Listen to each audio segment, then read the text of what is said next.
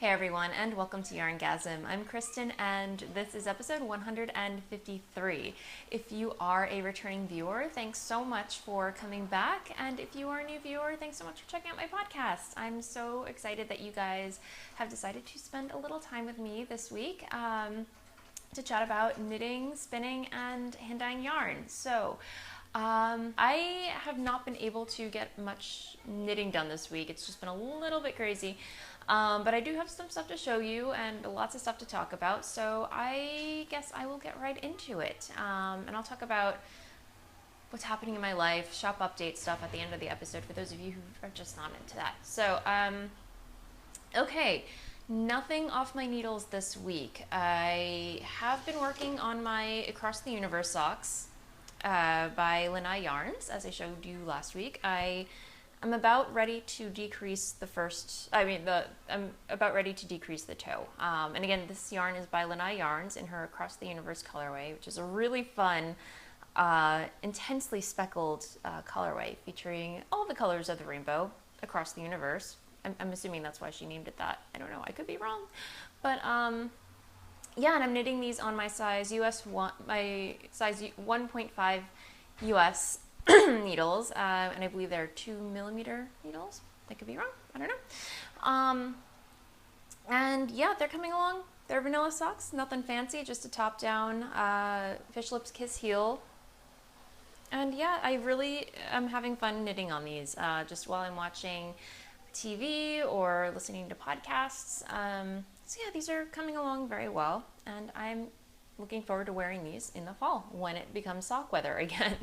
So yeah, and I'm knitting these on carbons, non-interchangeable by the way. So, and magic looping. So there you go. There's that, and then what else have I been working on? Oh yeah, I remember last week I told you that I was going to rip back my lattice shawl by the lovely and amazing Maria M. Manska of the Stitch in Sweden podcast. She designed this beautiful pattern that I fell in love with and cast it on using my O-wool, O-wash wool that I purchased at Gauge Intention a while back. And I cast on the pattern. It was going fine. I knit the body and then I just messed up the lace somehow, some way. Totally my fault because my mind was just not into it. I don't know. It was just a really crazy week and I don't know. I just couldn't focus on the pattern at hand. So what I should have been working on was either my campside shawl or just knitting socks or my cozy memories blanket. Nothing that involved too much attention to detail. And I messed it up. So I frogged it back to the lace and I picked up all the stitches and I began the lace chart again. But lo and behold, second row of lace knitting in, third lace row actually, I realized I messed it up again.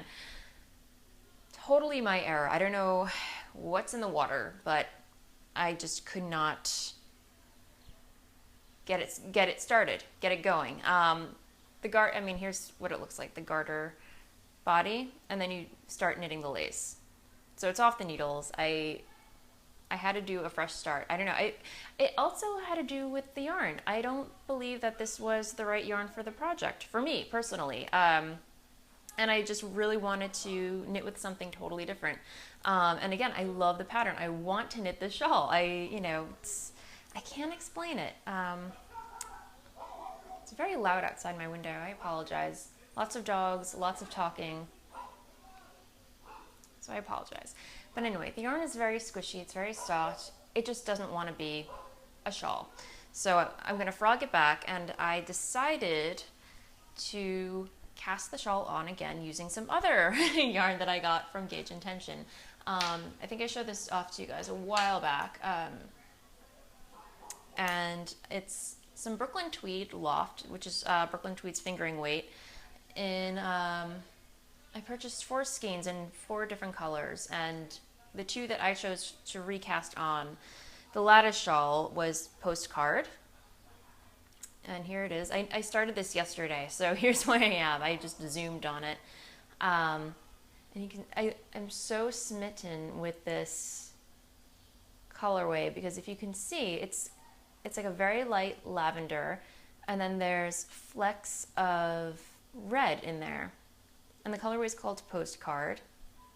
And so I'm using this to knit the body and the beginning lace portion of the shawl, the lattice stitch, I believe it's called. And for the lace bit of that shawl, I am going to use a contrasting color in Brooklyn Tweed's Fossil colorway. So it's this very lovely natural white with kind of like oatmeal flecks in there. And if you're not familiar, it's 100% American wool, grown in Wyoming, spun in New England. And Loft is a gently spun fingering weight yarn made with wool from the American Targhee Columbia sheep. So it's incredibly lofty, which, as the name of the yarn suggests, it's very lofty. And I also likened it to spongy because when you knit it up, it's just, I think lofty is the correct term, because otherwise spongy, it just doesn't sound, it sounds like sponge cake. Or I know a lot of people hate the word. I'm not even going to say it because I know some of you probably hate it, but you know, when you refer to cakes, it can either be spongy or moist. Those two words should not be used to describe anything else other than cake. I'm just putting that out there. But anyway, yeah, so it's very incredibly lofty, and I highly recommend using, you know, if you have not tried Brooklyn Tweed yarn, definitely, if you come across it, definitely try it. It's not that expensive. I believe I paid $12 and change US. I believe like maybe $12.50 US for one skein. And you get 275 yards per skein at 50 grams. So you can possibly knit a pair of mittens with one, I don't know, I would get 2 skeins just to be safe, you know, and it's super great for knitting Fair Isle. I'm saving the other 2 skeins for a Fair Isle project, so stay tuned for that. But that's where I am with this, and I'm using the same exact needles that I was using on my O-wool yarn. So US size, the pattern calls for US size 5 needles, but I went up to a US size 6, only because this is so lofty, and my I just wanted it to be a bigger shawl, just slightly bigger, I don't know. But I don't know if I'm going to have to order another skein of this. I don't need much more than the pattern calls for. I'm probably going to need more yarn, only because I went up a needle size and the pattern calls for more yarn than is actually in the skein. So I may just order another skein just to be safe. So yeah, that's where I am with that. And I have my little skein in the unicorn stitch markers. So same stitch marker that I was using for the other one. And because both sides are knit, the whole entire thing is knit in garter stitch. You knit on both right and wrong sides. I put a stitch marker on the side at the beginning of the right side, so I know when I have to do my increases, and nothing on the, you know, the end of the right side, so I know, okay, I'm flipping over to the wrong side now. Just FYI, in case you're knitting it and you want something to help you with that. So yep, that's what I'm doing on that. And let me see what else. My campsite shawl, which I have not been putting, I didn't really work on it too much. I did a little something. I knit on it a little bit this past week, but no real progress. So here's where I am. And so I finished the first and second chart, and now I'm on to the third and fourth chart. And I will be honest, I am not crazy about this pattern. I'm not really, I feel terrible, but I'm just not into it, you know? Maybe the product, fine, the finished product I'll be into, but knitting on it, I find it a little boring. I'll be totally honest. I'm just not, it's not something I'm excited to work on. Granted, I know it's going to look awesome. And the yarn that I'm using is my own hand-dyed yarn, which is Ocean in a Shell, with some brown flecks that I added to it. And I'm using size, I think, 4.5 millimeters, 5.5 millimeter needles on my interchangeable carbons that I use all the time. But the pattern itself, I'm just feeling kind of meh about. It's almost under challenging, if I can describe it as such. It's just, yeah, I feel underwhelmed and under challenged when I'm knitting on it, even though I know the finished product is going to look great. So I think I'm sticking it out for that, but yeah, I'd rather be knitting lace. But I'm not going to frog it. I'm going to stick with it because I just, I like the way it looks. But yeah, that's how I feel about it. That's how I feel about it. And this is how much yarn that I have left over. This is my Smitten base. It's merino nylon, 80%, oh gosh, what is it? Yes, 80% superwash merino, 10% nylon, and 10% cashmere, and it's super soft. So I have 2 skeins of that. I might have to add a third skein. I don't know how big this thing is going to get, but I have 3 skeins on hand for me to use for this pattern. So I'll just show it to you again. Yay! I love the way the colorway is knitting up too. It just has like this really pretty tonal shell pink beige in the background, and then just these light dashes of blue going throughout with very subtle flecks of brown in there. So yeah, no, not in love with the pattern, but the FO will be awesome. So yeah, what was that? I don't know. Things are just falling off my desk. So otherwise, I haven't mentioned this project in a while, only because I really lost interest in it. The Mama Ruffle shawl that I was kind of knitting. I was knitting along with Molly from A Homespun House, but I've just decided my heart's not in it. I'm not going to finish it because it has an applied border, but it's so tiny, and the finished product, it's not really, I don't know, I could do it, but I'm just not having fun knitting the applied border on here. It's just very, I don't know, again, the interest is not there. And then to have to knit a whole nother row of ruffles, a whole second applied border to add that layer of ruffle to it, I'm not doing it. So this will be frogged, sadly. This is going to be frogged and turned into something else. I love the colors, but I'm not there. So unfortunately, this is like the episode of what's Kristen going to frog this week? I don't know. So there's that. And then, excuse me.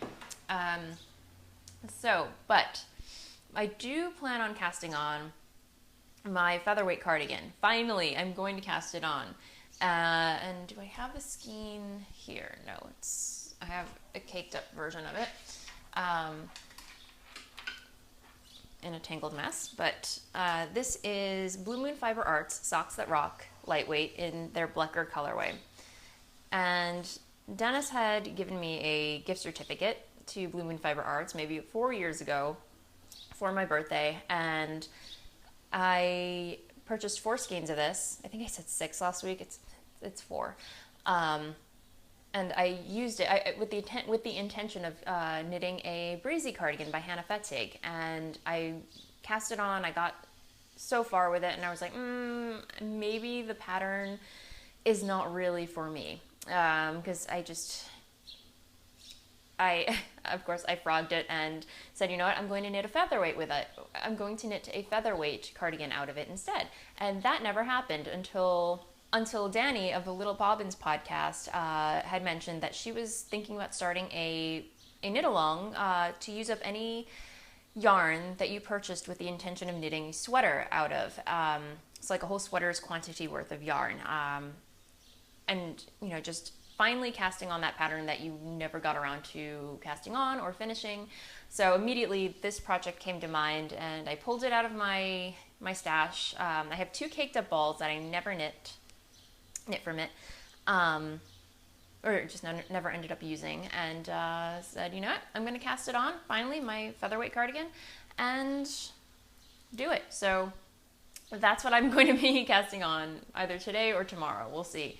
So I'm very excited about that. And everyone that I know has knit at least one featherweight cardigan. So I would like to have a featherweight cardigan for myself. And yeah, totally me, totally mauve. I'm gonna make it happen. So anyway, let's see, what else do I have to talk about? There's no spinning. I spun a little bit yesterday, but nothing worth showing you guys. I've been working on my mulberry fibers, the pink fiber, but it's not even worth showing you guys because I only spun for like maybe 10 minutes and that was it. So nothing epic to show you or speak about. But in other crafting news, I have been kind of cheating on knitting and spinning a little bit and dabbling in the dark arts of embroidery and sewing. Not as dark as crochet, but still, nevertheless, I still consider it kind of cheating on knitting a little bit because knitting will always and forever be my first love. But oh no, this thing came off. Okay. All right, whatever. But as in, like, since we moved in, we have acquired a powder room on the first floor. So we have the extra bathroom, and I've been having so much fun decorating this little room. You have no idea, guys. It's really just like a little powder room. You know, you go in there, there's a toilet and a sink. It's a tiny room, and I'm trying to make it super cozy, if that makes any sense. So yeah, and I thought it would be, Molly, again, of the Homespun House, told me about this one cross stitch that she did for her I think one of her previous apartments. There's a cross stitch on Etsy with a design that says the powder room. So I thought that would be really cool just to kind of hang on the door or what have you and just cozy it up a little bit. So I finished it. You've probably seen this, floating around Etsy. But it was super quick to stitch up, and I have this little gold thing that I did around it and then put some fabric here on the back. So I actually have to re-glue this on because it's falling off. It was fine until I pulled it off the door handle. And yeah, so if you have a powder room and you would like to stitch something similar, check it out. I think it's by Awasabi. I forget who designed this, but I will link to it in the show notes. So, and yeah, I've gotta do a little maintenance on it. But anyway, in other crafty news, other crafts that I've been dabbling in, as I mentioned last week, was sewing. So yeah, so as I mentioned last week, I had purchased 2 patterns and some fabric to try my hand at sewing again because I want to start sewing my own stuff, especially for the summer, because I have not been able to find a summer dress or a skirt. I've been having the worst luck shopping. And Isabel of the Fluffy Fibers podcast, I have to say, is a total inspiration. She's always sewing the most beautiful dresses and showing them off on her podcast and Instagram. So I was like, she can do it, I can do it. So Isabel totally inspired me to just do it, give it a try. So and I don't think I mentioned this on the last episode, but I did sign up for a class on creativebug.com. It's very similar to Craftsy, but it's a 3-hour course where they take you through step by step on how to sew an entire skirt pattern. So I signed up for the class. It was free because I believe they give you like a 14-day trial period to try out their platform. So the class was totally free. I bought the pattern, which is this one, Simplicity 1369. So I got the pattern and then I got the fabric. So here's the fabric. It's the same fabric that was on the back that I used for the back of my cross stitch. And of course it's the pattern description says that these are butterflies, but these are moths. But it was mauve, and I could not resist. I don't know, it says gray, but it definitely has like this mauve kind of color to it. I don't know, but it spoke to me and I fell in love with it. So Friday, I cleared my schedule after the shop update, and I started following the pattern step by step and cut out all my pieces. All my pieces are cut out, and then I was like, yes, it's time to sew. So I went into my closet, pulled out my sewing machine that I have not used since Halloween, and I was setting it up, and I was just like, where the heck is the foot pedal and the power adapter? Could not find it anywhere. You guys, it was so anticlimactic. I just wanted to, I don't know. I was like, but I want to sew this thing now. And I looked high and low. I was calling Dennis at work. I'm like, have you seen it? And he's like, no, but I'm sure it's around. Long story short, I could not find this thing anywhere. So I have not sewed it yet. So I went onto Amazon and purchased a replacement piece for a decent price. I was able to find the foot pedal replacement for about maybe 30, and then they were selling the power adapter for, I kid you not, 18 cents. And the place got really good reviews, and it's shipped, and I'm just waiting for it. It should get here by Monday. So then I can get a start on it. But I highly recommend checking the tutorial out if you are interested in, you know, learning how to sew again, or have never sewed but are interested, because it's a lot of steps, but they break it down where it's not too intimidating. So, and I generally find sewing very intimidating. So if I can do it, you guys, you can do it. So yeah, that's it. But yes, that is one thing that I got. And then the second thing that I got, I bought this pattern, which is taking things to the next level. So once I get the skirt done, I think I'll feel more confident to get something like this done. So yeah, I am going to be doing, I haven't decided yet. I either want to do this one, which has kind of like a string halter top to it, or this one, because if I'm totally honest, I do not have the real estate to carry a halter top, or even a strapless dress. There's nothing there to hold it up. So yeah, I will be doing either this one or this one with the straps. So that will be very interesting, or fun. Not interesting. It'll be fun. And here's the fabric that I purchased for that. I love this fabric. It's totally me. It's got some pastel to it, but you know, just very, I don't know, it has a very ethereal pattern to it. And you guys, it smells awesome. I pre-washed all my fabric like you do before you sew anything. I guess that's rule number one, right? But I purchased some of this Mrs. Meyer's Clean Day fabric softeners that you put, they're like fabric sheet or dryer sheets that you put into the dryer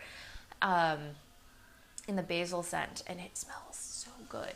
It's a luxury, you guys. So if you come across it, that's something to treat yourself to. It smells out of this world. So anyway, very excited to get to that as well.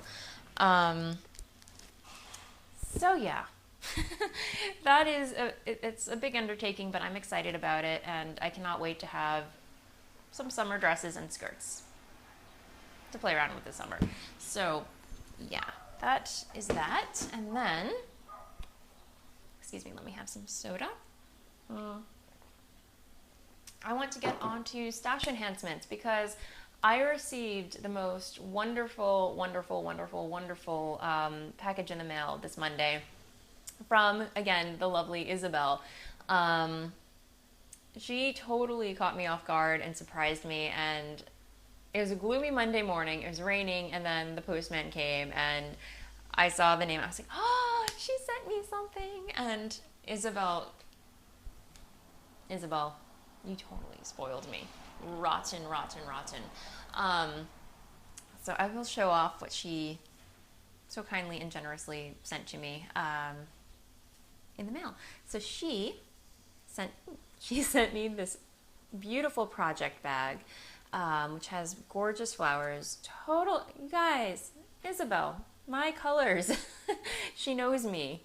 Has gray, and then has like all these beautiful like mauve and purple flower prints on it, and then this. It's beautiful, and I love it, and I cannot wait to hold some projects in here. And here's her logo, Kitty Couture by Isabel. It has her little kitty on here, and if you have not seen her kitty cat, she's Fluffy Fibers on Instagram. Check out her cat. It's so fluffy and so beautiful. I love her cat, and I love when it makes cameo appearances on her podcast. So here's the bag. It's beautiful. And then she really took my breath away when I saw this in there. She sent me a braid of Juno fibers, which, if you're not familiar, let me see if I can get that. Oh, it's upside down. It's upside down. There you go. Juno Fiber Arts. And she doesn't dye anymore. She does not dye yarn or fiber anymore, she hasn't been dyeing for quite some time now, which was really upsetting because she dyes up the most beautiful colorways, case in point. And this is hand-dyed fiber, approximately 100 grams. It's the muted colorway. Muted. It's 100% gray Shetland comb top. And it's absolutely stunning and beautiful, and I love the colors. I love the colors. And I've been on the prowl for some Juno fiber, and I haven't been able to come across any. Even on Ravelry, if you do, some people are willing to sell or trade, and I have not been able to find, colorways that really spoke to me, or people willing to trade, or what have you. But anyway, Isabel, these are beautiful. This is beautiful. So thank you. And she sent me some delicious chocolate and this lovely shade of pink nail polish. Oh, I love it. I love it. And I love the name of it. It's called Rose Bollywood. So very fitting. And I cannot wait to do my nails. I might do my nails today. I don't know. I've been wanting to do them all week, and I just have not had the time. But that's going on my nails next. She sent a lovely handwritten letter, and I am just over the moon excited and happy, and ooh, new shiny things. Thank you so much, Isabel, again. So if you have not checked out the Fluffy Fibers podcast, definitely check it out. Isabella is just such a lovely personality, and she knits, she sews beautiful things, and she spins, and definitely check her out. So yeah, thank you. I'm excited. Okay. I'll stop gushing, I promise.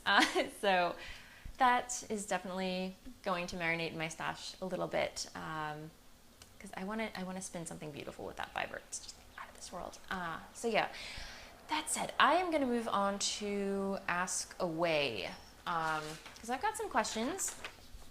And okay, so All That Cake Knit on Ravelry asks, sometime in the future, can we do a spin-along for socks?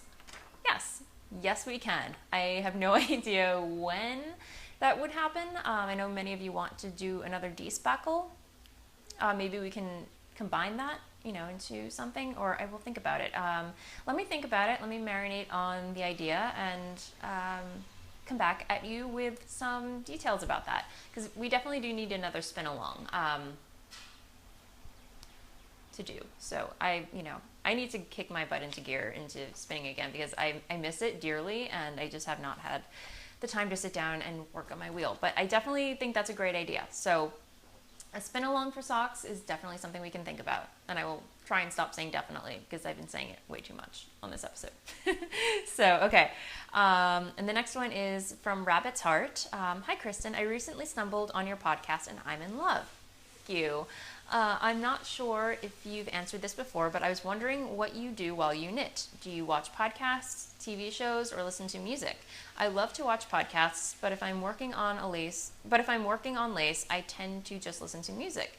If you watch TV shows, listen to music, what is it that you watch or listen to? Thank you. Okay, I'm totally with you on not being able to watch TV or podcasts while knitting on something that is very involved, like lace. So yeah, I generally do not watch TV or podcasts while I'm working on that. Instead, I do listen to podcasts like the Knit More Girls, Subway Knits podcast, obviously. But yeah, generally I watch more video podcasts than I do audio podcasts. I really miss Electric Sheep. I wish Hoxton Handmade would come back. I know she just had a baby, and apparently she's just taking a break. But that was a really, really good podcast. Very funny and just so entertaining. I really hope she does come back soon, but definitely check her podcast out. But yeah, I am currently listening to the Outlander series on audiobook, which is really good. The reader, the person who reads to you, I am totally blanking on her name, but she's just so animated, and she really does lend an excellent voice to the characters. So I'm having a lot of fun listening to that. I'm on the third book, and I think there are about like 5 or 6 books in the series. So I've got a lot of listening to do. So I'm working my way through that. And then what else do I do? Yeah, I mean, generally I just listen to audiobooks if I can't watch anything. And for TV wise, I obviously watch my favorite. Right now I'm watching Mad Men on Netflix. I'm watching, second to last season, or I think it's the last season, I'm not sure, but I am watching it. Obviously Outlander. So yeah, that's pretty much what I'm listening to right now. But I'd be interested to hear what you guys listen to when you are knitting on something that you can't take your attention away from. I'd be curious to hear about new podcasts, audio podcasts or audiobooks.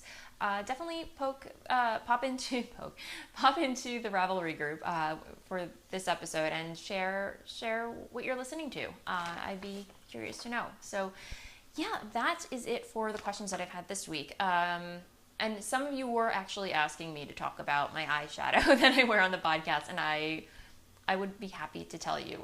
So I apologize if you're not into makeup at all. I'm going to keep it quick, so I will tell you what I've been wearing. So generally, I wear... There's a motorcycle going through. I actually have to buy a new one because I am already done with this. Yeah, you can tell I wear it a lot, but it's Stilla's eyeshadow in Go Lightly, the Go Lightly color, which is just kind of like a soft taupey copper brown, if that makes sense. It's very versatile, goes with everything, has like a light shimmer, and just looks really pretty with anything. And then sometimes if I'm feeling a little crazy, it's another neutral kind of color, but this is more purple mauve, again, by MAC. It's called Trax, T-R-A-X, and I'll just open it. So it's kind of like this, it doesn't go on as purple as it looks, but it's just this subtle mauve with gold, like a metallic gold to it. So it's really cool. I love it. For me, it goes with everything. So it really depends what mood I'm in, or what I'm wearing, I guess. So I have that. And then, if I'm feeling extra special, I use my finger and just dab a little glitter on it. Urban Decay's Midnight Cowboy. I've been wearing this for years and years and years. I think high school I was wearing this, and it's just such a fun shadow. And it's really just this light pearl color, but it has glitter. It's glitter, really. So I just take a little bit of that with my finger and just dab it on, just kind of add a little sparkle. So it's really fun for a night out, or I wear it during the day. I wear glitter whenever because I think glitter makes everything better, no matter what. That's my motto. Just when in doubt, add glitter. And then another one that I use more so for contouring, like in the crease of my eyes, I use also Urban Decay in, Lost, which is kind of like this darker taupe color. And that I generally use with this. So these two I usually use together. So this just to go over the lids, and then this I use to go into the crease and under my eyes. It just adds a nice little contour, if you will. So that's what I use for my eyeshadow. But yeah, my favorite brands are Stila, Urban Decay, and MAC.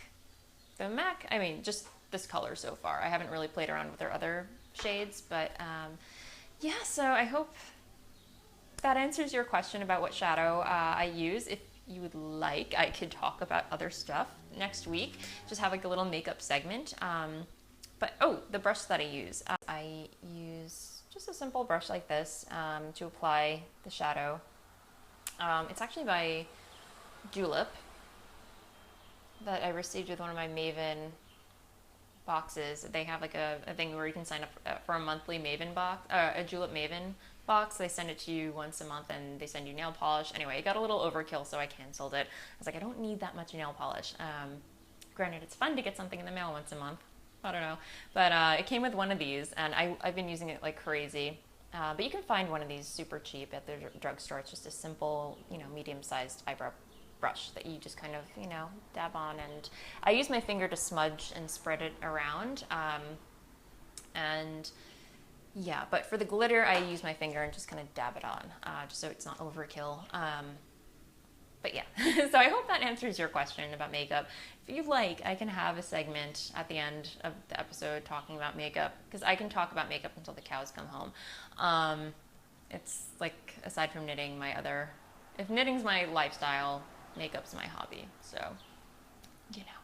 So, okay, that said, I am going to move on to shop update stuff. So if you're not interested, I will see you next week. Happy knitting. But yes, I am actually going to have a shop update, not tomorrow as usual, but I'm pushing my shop update to Saturday, 12 p.m. Eastern Standard Time. So I had to take yesterday off, just a little day for myself, because things were getting a little overwhelming, just between dealing with stuff around the house and it was just one of those days where I needed time for myself. So I'm pushing the shop update forward. No biggie, right? Okay. But yes, there will be a shop update on Saturday, and I don't have a lot of colorways to show you, only because I didn't dye anything yesterday, but I have a box with lots of yarn. So, I will have C-Lab. If I can get this to balance on my lap, that would be great. Okay, so I have C-Lab. That will be in the shop. And then I will have some Dirty on Purpose. This is on Volga. I will have Into the Woods. This is on Strasse. My Superwash Merino Nylon blend.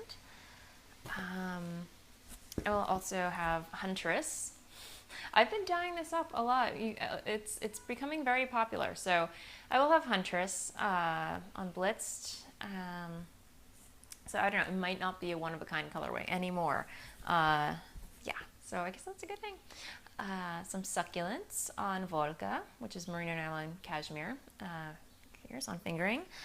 And that's all I have right now. I have a couple of one-of-a-kinds. I was dyeing up some lace, trying to create this kind of like rosy, I don't know what I was going for here, but it's going to be a one-of-a-kind. It's a beautiful color, but I really don't see myself dyeing this up again. I don't even know the formula for it. So this is on my Luft base, which is lace, silk and merino, superwash silk and merino blend. So there will be that. There will be a Misfit version of C-Lab on this bright teal colorway that came out of the dye pot. I was like, whoa, that was totally unexpected. There will definitely be more on Saturday. So definitely check that out. Again, Saturday, June 20th at 12 p.m. Eastern Standard Time. So yeah, definitely check that out this Saturday. And otherwise, I'm going to move on to Blather, stuff that's been going on in my life. So last weekend, Dennis and I went to the Jazz Age lawn party on Governor's Island, which is a tiny island off the coast of the island of Manhattan. So I got the tickets for us for our 4th anniversary. It was a week after our actual anniversary, but I figured it would be a fun thing for us to do, get out of the house, away from the construction that's been going on here. And we had a really, really fun time. We got totally dressed up. That's what you're supposed to do, dress as if you are in the 1920s. Ooh, someone needs to fix their brakes, clearly. But the idea is just to dress up as if you're in the 1920s, like a flapper or you know, all the men wore suspenders, fedoras, hats, and someone actually wore a top hat. It was very authentic, and it was just really fun to get there. And I think the main thing is just people watching. You go there, you bring a picnic blanket,